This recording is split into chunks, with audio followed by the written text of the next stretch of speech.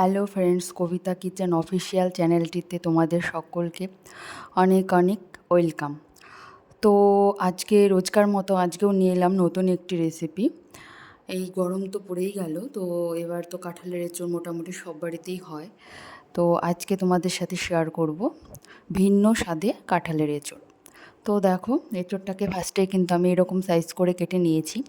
তো তারপর দেখো, কড়াইয়ের মধ্যে জল গরম হতে বসিয়ে দিয়েছিলাম। তো তার মধ্যে কিন্তু আমি এঁচোড়গুলো দিয়ে দিলাম, দিয়ে এবার ঢাকনা চাপা দিয়ে আমি এটাকে হতে দেব। বেশি কিন্তু নরম করলে হবে না এটাকে, মোটামুটি যখন দেখব নরম হয়ে গেছে তখন কিন্তু এটাকে আমি নামিয়ে নেব। তোমরা দেখতেই পাচ্ছ বন্ধুরা, আমার মোটামুটি ভাপানো হয়ে গেছে। তো আমি এবার এগুলোকে কিন্তু নামিয়ে নিয়েছি। তো এই সাইডে দেখো, তেলটা গরম হওয়ার সঙ্গে সঙ্গে কিন্তু আমি আলুগুলো দিয়ে দিলাম। তো আলুগুলো ভেজে তুলে নেব। তো তারপর দেখো, একটা পেস্ট করার জন্য আমি নিয়েছি কিছু আদা, পেঁয়াজ, রসুন, লঙ্কা। তো তার একটা পেস্ট আমি করে নেব। আর এইদিকে দেখো, প্যানটা গরম হওয়ার সঙ্গে সঙ্গে কিন্তু আমি তেল দিয়ে দিলাম। তো তেলের মধ্যে আমি এবার কিন্তু ওই ভাপিয়ে রাখা এঁচোড়গুলো কিন্তু এর মধ্যে দিয়ে আমি নাড়াচাড়া করে একদম ভালোভাবে ভেজে নেব। তো দেখো, আমি কিন্তু ভাপিয়ে এটাকে নরম করে নিয়েছি। তো একটু ভেজে নিলে কিন্তু এটা টেস্টটা অন্যরকম আসে। তো তোমরা চাইলে একবারে দিয়েও করতে পারো, কিন্তু একটু স্বাদে খেতে গেলে তো রান্নায় একটু কষ্ট করতেই হবে, তাই না? তো তাই জন্য দেখো, আমি আবার এটাকে কিন্তু ভাজতে বসিয়ে দিয়েছি। তো এবার দেখো, এর মধ্যে লবণ আর হলুদ পরিমাণ মতো কিন্তু দিয়ে আমি এটাকে ভেজে ভালোভাবে তুলে নেব। দেখো, এই যে ভেজে আমি তুলে নিয়েছি এঁচোড়গুলো। তো তারপর আবার প্যানের মধ্যে তেল দিয়ে আমি ওর মধ্যে কিন্তু দিয়ে দিলাম গোটা জিরে, একটা তেজপাতা। তো তারপর আমি কিন্তু এর মধ্যে যে আমি আগেই বলেছিলাম যে আমি একটা পেস্ট তৈরি করে নিচ্ছি, তো সেই পেস্টটাই কিন্তু এর মধ্যে আমি দিয়ে দিচ্ছি। তো ভিডিওটা তোমরা লাস্ট পর্যন্ত অবশ্যই দেখবে।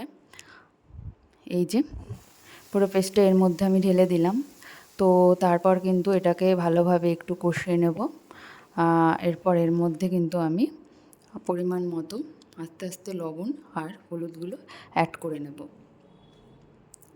লবণ আর হলুদ গুঁড়ো কিন্তু আমি অ্যাড করে নেওয়ার পর এর মধ্যে যে ভেজে রাখা এঁচোড় আর আলুর টুকরোগুলো ছিল সেগুলোই কিন্তু এর মধ্যে দিয়ে দেব। তোমরা ভিডিওটা স্কিপ না করে লাস্ট অবধি দেখতে থাকো রেসিপিটি, আশা করি ভালো লাগবে। তো এই যে মশলাটা আমার মোটামুটি কষে এসেছে। তো তারপর কিন্তু এর মধ্যে আমি ভেজে রাখা এঁচোড় আর আলুর টুকরোগুলো কিন্তু এর মধ্যে দিয়ে দিলাম। তো এরপর এটাকে আবারও কিন্তু আমি ঢাকনা চাপা দিয়ে মিনিট 5-7 মতো হতে দেব। তো তারপর দেখো, এই যে কালারটা কি এসছে। তারপর এর মধ্যে কিন্তু আমি একটু ধনিয়া গুঁড়ো, জিরে গুঁড়ো পরিমাণ মতো অ্যাড করে নিলাম। এই যে এবার এটাকে কিন্তু আবারও আমি ভালোভাবে কষিয়ে নেব। নেওয়ার পর কিন্তু এই যে আমি এখানে কিন্তু ঝোল অ্যাড করে নিলাম।